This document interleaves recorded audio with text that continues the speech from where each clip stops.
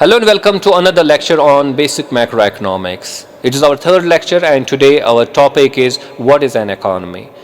In this lecture we will try to understand what the concept of economy is all about and how do we describe the concept of an economy or how do we define it. And at the same time we will try to understand why there are different economies in the world, what leads to this distinction between, for example, two economies. So this will be the focus for today's lecture, and we begin with the concept of macroeconomics. Now we learned in the last lecture that macroeconomics is about overall economy as a whole. So in microeconomics we try to understand economic behavior of individual entities like the firms or individuals or households, so on and so forth. But in macroeconomics we try to understand the functioning of the overall economy. So macroeconomics is the study of the overall economy.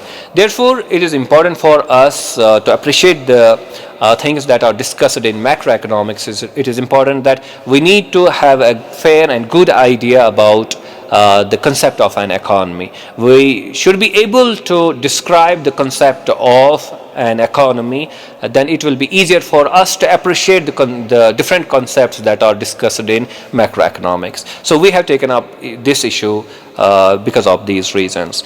Now, I have put here a description of an economy, the concept of an economy. So you can call it a definition of the concept of an economy as well. It will help us to appreciate what an economy is all about. What are the important ingredients we have to keep in mind while describing the concept of an economy? So we will we will read this definition and then try to understand important components, try to focus on important components from this definition.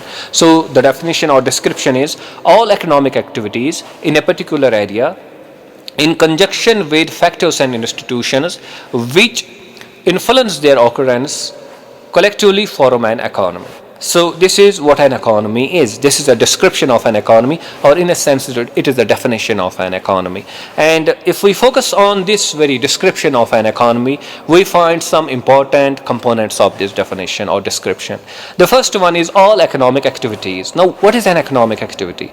An economic activity is that activity which involves some kind of price, or which the transaction of which takes place through a market mechanism. So all the activities which involve some kind of price will be economic activities. So all economic activities now, in economics we divide them into three categories. One is production, second is distribution, and third one is consumption. So when it says all economic activities, we mean production, distribution, and consumption. Now, all economic activities, but we are here concerned with what? We are concerned with in a particular area. That is the second part of this description, in a particular area. So we are concerned with a specific area in which these economic activities are taking place, in which production, distribution, and consumption is taking place. We are not concerned with every area. We are concerned with a specific area, with a distinct area, and that becomes important in the description of an economy. Now, economic activities, production, consumption, and distribution, these do not take place in a vacuum. They need factors and institutions. They need enabling environment in which these activities can take place. Therefore, the description says in conjunction with factors and institutions which influence their occurrence. So factors and institutions, for example, without individuals you cannot have economic activities. Without firms you cannot have economic activities, and without a market you cannot have economic activities. Without rules, laws, and regulations and traditions you cannot have economic activities. Okay, so all these things are important and indispensable for economic activities taking place. Now we have all economic activities, we have second component is a particular area, then third component is factors and institutions. All these combined form an economy. So when we describe the concept of an economy, we need to keep in mind these three things at the minimum. One is all economic activities taking place. The second is a particular area about which we are concerned, of whose economy we are talking about. And the third is the factors and institutions which are indispensable for the economic activities to take place. So this is how we describe the concept of an economy. Now, the term economy is used differently in different contexts.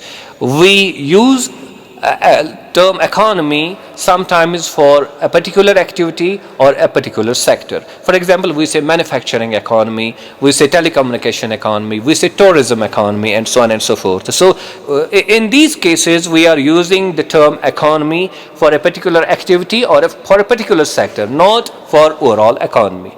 The second use is for a nation or a country. The context we are trying to understand the way we are applying this term in macroeconomics. Okay, so we use it for a nation or a country like Indian economy, US economy, German economy, so on and so forth. Similarly, we use sometimes this term for at the global level. So we say world economy. So the term economy is its application varies in different contexts, and we use it for different in different ways at in different contexts.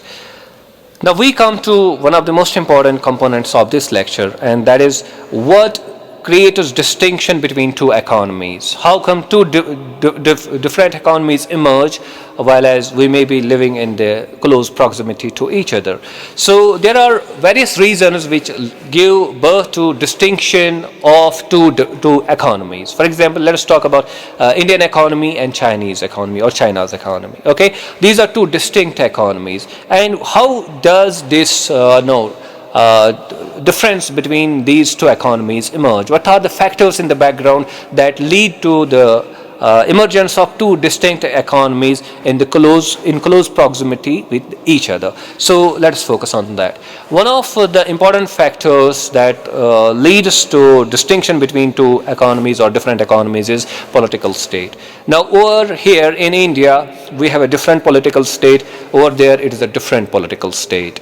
So when you have a state, it automatically gives birth to the economy of that very state. Here we have Indian state, therefore Indian economy. Over there we have China, it has its own state, therefore China's economy or Chinese economy. So this is one of the most important factors. Now, a related factor is specific geographical area or boundary. So you have a particular area of a particular state, so a new economy, this becomes a distinct economy, and then another state has its own geographical area, its own boundaries, therefore a different economy is present there. And when, for example, trade between these two economies takes place, the boundary acts as a barrier, as a distinguishing factor. For example, when goods from one country move into the other, they may be facing taxes in the form of tariffs, or they may be facing quotas, or they may be facing different administrative procedures which may curtail their trade. So the point here is that trade within a particular country is free and easy, but between different countries it is not that way free and it is not that way easy. So this gives rise to, or this shows us why within a country there is homogeneity, but between different countries there is no such homogeneity present. Distinction arises, a barrier emerges between two economies. Then third factor is distinct currency. For example, in India we have rupee is the currency, in China we have yuan, it is the currency right here, right there. Therefore, the trade in India usually will take place through rupee currency, and over there their own currency, and this economy becomes, because of the different currency, it becomes distinct. Over there it becomes distinct. So distinction arises, one of the chief reasons being, one of the important reasons being the presence of distinct currencies in different economies in different states. Then we have one more factor, and it is specific rules and regulations. In India, we have different set of rules and regulations. In China, there may be different sets of rules and regulations, and in other countries, they may be having their own rules and regulations. So when you have rules and regulations that are distinct between different economies, different countries, it gives rise to different economies as well. So different rules and regulations in different countries gives rise to differences in economies of those countries as well. So it also becomes an important factor. Then we have specific culture and language. So in one country we have a specific culture, we may be having a specific language. Now when within a country, usually what happens is you have a sort of homogeneous sort of a culture, and you may be having same language or similar languages which are spoken by majority of the people. But between countries now, culture may be different. Now one state's culture may be different than another state's culture. Therefore it creates a barrier between different economies, between different states. So that also leads to the distinction between two different economies because of the differences in culture and language as well.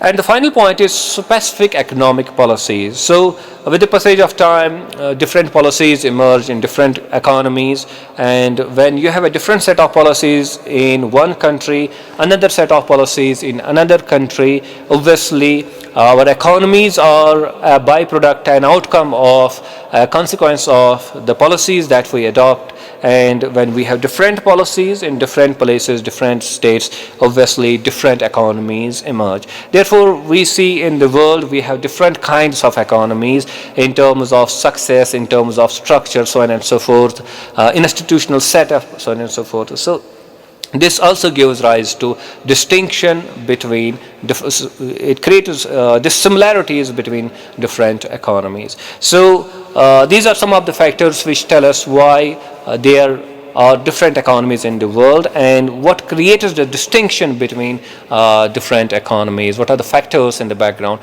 that create this distinction between different economies? I hope that you have understood these concepts quite smoothly and comprehensively through this lecture. Do subscribe to my YouTube channel, Macroeconomics. Thank you very much.